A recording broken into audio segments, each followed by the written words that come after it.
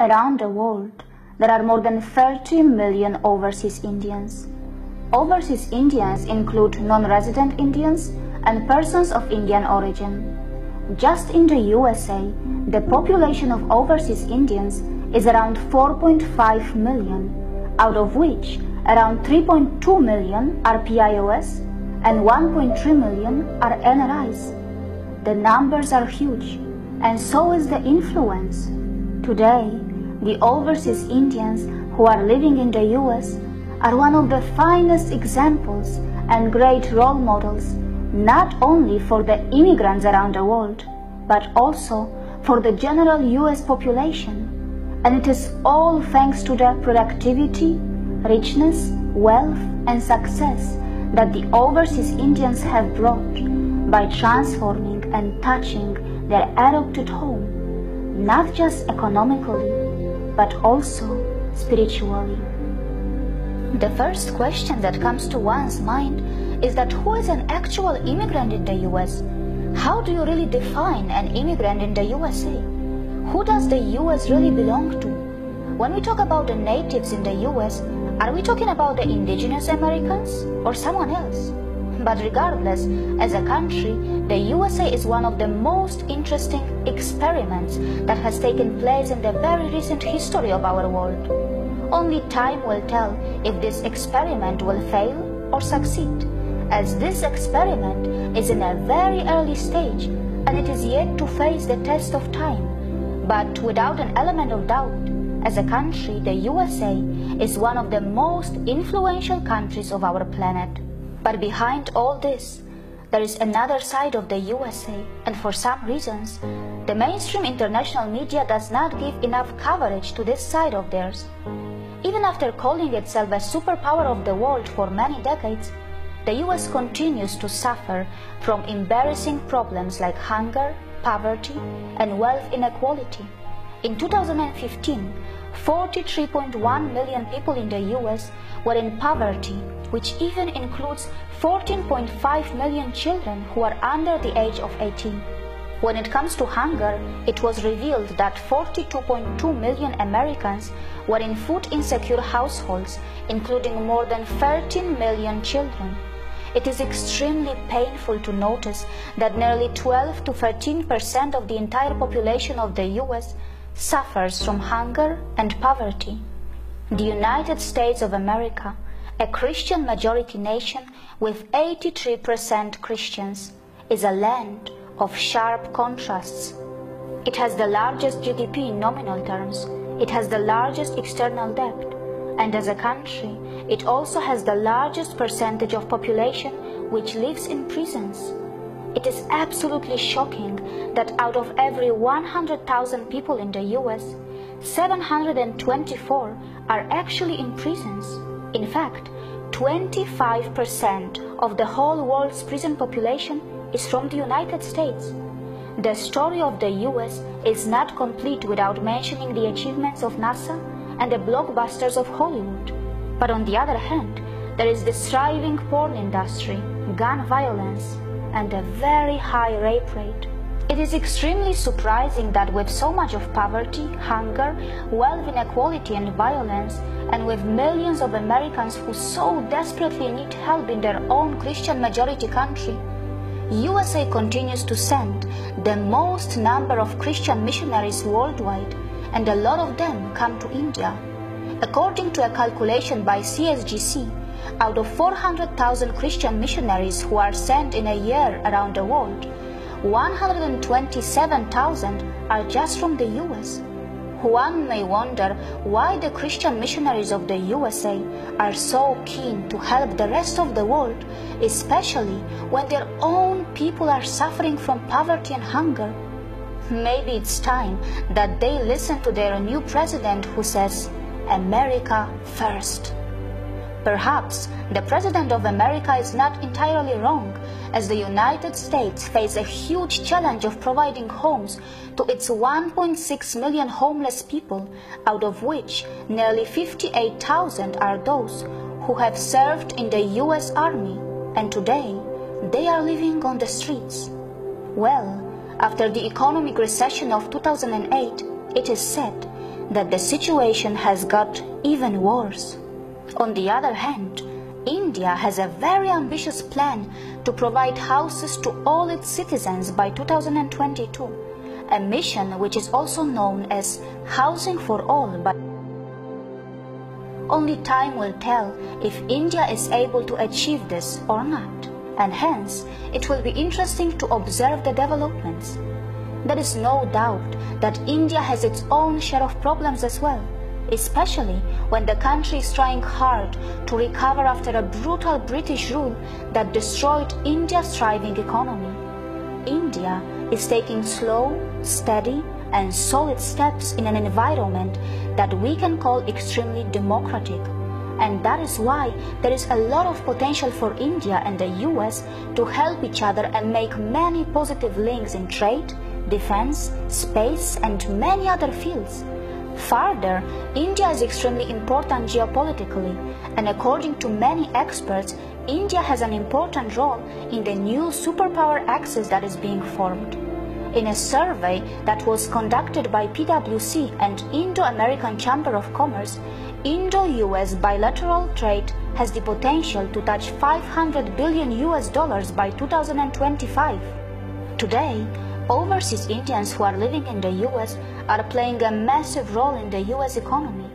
According to Merrill Lynch, there were 200,000 millionaires of Indian origin back in times when the population of overseas Indians was far lesser than what it is today.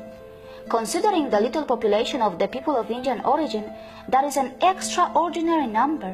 Not just that, there are around 223,000 Indian-owned firms in the US that employ more than 600,000 employees. During the recession in the US, which caused an economic collapse resulting in suicides of more than 10,000 people and making many homeless, Indian companies came to the rescue by employing around 60,000 people. According to a 2014 study, 15% of startups in Silicon Valley were founded by Indians, even though Indians made just 6% of the valley's working population. And what is even more astonishing is that Indians alone founded more startups than the next four combined, which were China, Japan, Britain, and Taiwan. According to Safra Katz, the CEO of the software major Oracle Corporation, 75% of its management is actually from India. And not to forget that Pepsi, Microsoft, MasterCard, Google, Adobe, SanDisk have one thing in common, and that is their CEOs, who have at least finished their graduation from India.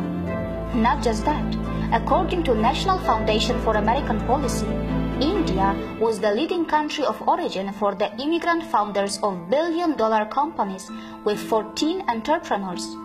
Well, that is why Indian Americans turned out as the richest ethnic communities in the US with a median income of around $100,000. Socio-economically, Indian Americans lead every other ethnic group in the US. 70% of all Indians have a bachelor's degree or higher, and in comparison the national average is just 28%, while 49% is the average of all Asian American groups.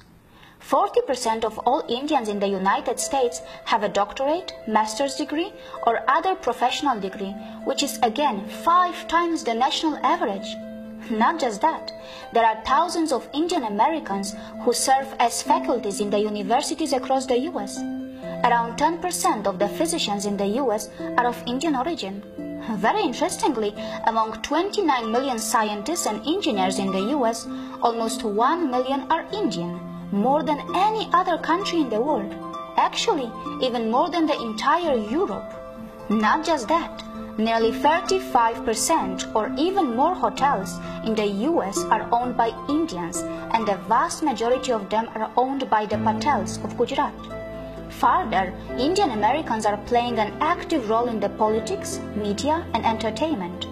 The overseas Indians have had so much of success, and during all this, they have also demonstrated the importance of family bond, values, and relationship, as 71% of adult Indian Americans are married, a percentage much higher than the rest of the Americans who now mostly live a single life.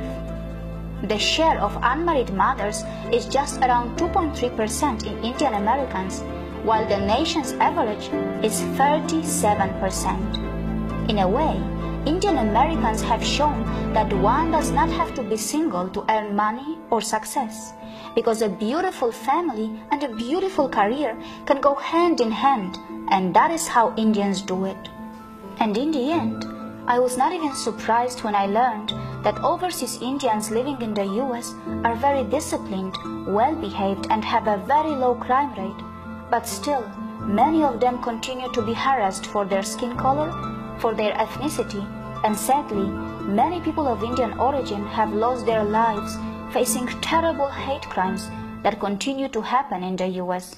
On the other hand, the importance of India's spiritual heritage in the US in form of yoga and Ayurveda is massive, which has been helping in evolution of consciousness of many American citizens and is providing thousands of jobs to its citizens in a thriving $27 billion yoga industry with more than 36 million yoga practitioners. As one can expect, India's spiritual heritage is also frequently relabeled and rebranded in USA as mind sciences, wellness science, cognitive science, self-improvement by various American individuals and entrepreneurs, making it another multi-billion-dollar industry of something that may eventually be called the New Age American intellectual asset. The Indian diaspora in the US is known for their tremendous contribution to social causes, philanthropic work, and also for sending billions to India in remittances. India receives $13 billion annually just from the overseas Indians living in the US. And probably the emotional bond between the overseas Indians and India exists because of one fact which they are aware of, that no matter how far they go to any part of this globe, whether they succeed or run into trouble, the country of their origin is always ready to welcome them or support them with open arms. We no longer live in the world which has only one superpower, as the countries like India and China are becoming the new centers of action. Since the economic boom of India perhaps seems inevitable, probably the US has no choice but to ensure and calculate how it can benefit itself by India's economic boom, how it can get the biggest chunk out of India's growth story. And that is exactly what they are trying to do, as in the recent years, the US has been hungrier than it was ever before to have the engagement, collaborations, and partnerships with Indians at different levels. It is an opportunity for the overseas Indians and also for the people of India to participate in this spectacular phenomenon, because it were Indians who suffered from the atrocities by their ex-colonizers in their own land. It were Indians who waited patiently for hundreds of years for times like this. It is their land and it is their story. See you again.